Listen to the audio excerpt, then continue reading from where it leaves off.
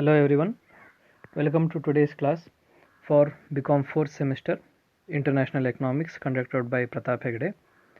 Dear students, today we are going to study about the South Asian Association for Regional Cooperation, in short called as SAARC.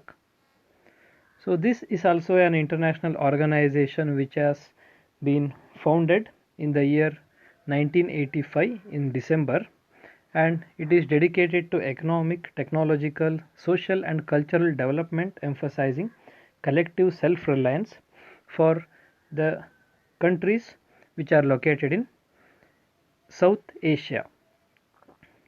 The 11 stated areas of cooperation of SAARC are agriculture, education, culture and sports, health, population and child welfare, the environment and meteorology, rural development, tourism, transport, science and technology, as well as communication. The idea of regional political and economical cooperation in South Asia was first coined in 1980, and the first summit was held in Dhaka on December 8 in 1985, led to its official establishment by the government of Bangladesh, Bhutan, India, Maldives, Nepal, Pakistan and Sri Lanka. Afghanistan joined SAARC in the year 2018 and increasing the member of SAARC from 7 to 8 countries. Its secretariat is headquartered in Kathmandu, that's in Nepal.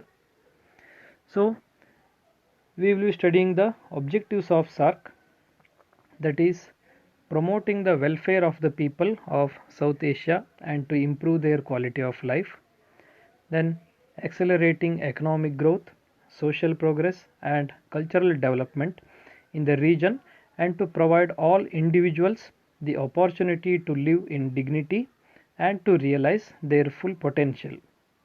The next objective is to promote and strengthen collective self-reliance among the countries of South Asia, then to contribute to mutual trust, understanding and appreciation of one another's problem.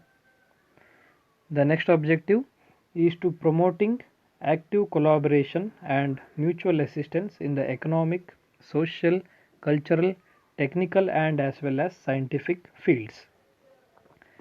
The next objective is strengthening cooperation with other developing countries, then strengthening cooperation among themselves in the international forums on the matter of common interest, which means supporting one another or supporting the other members of the South Asian Association in the matters related to international problems. They will be promoting and they will be assisting other countries in the matter of international disputes. The next objective is to improve cooperation with international and regional organizations with similar aim and purpose. Then the main topic here, which is related to SAARC, is South Asian Free Trade Area, in short called as SAFTA. This agreement of South Asian Free Trade Area was reached at the 12th SAARC summit at Islamabad, Pakistan. It creates a framework for the creation of a free trade area covering 1.6 billion people in the region, which means there will be no international transportation or no international barriers between these member countries of SAARC, so that they develop the trade in between them, they improve the circulation of goods and services in between them by giving them a free entry and free exit from along with international borders.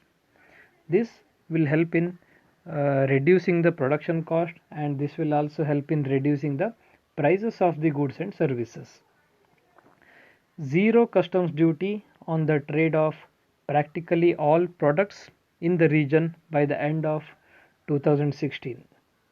India, Pakistan and Sri Lanka decreased their duties down to 20% in the first phase of the 2-year period ended 2007, and it was planned to bring the custom duties to 0 by 2012. 3 extra years for less developed countries in the both the cases, because by creating a free trade area, these member countries try to improve the relationship between themselves. They try to improve the circulation of goods and services in between their countries.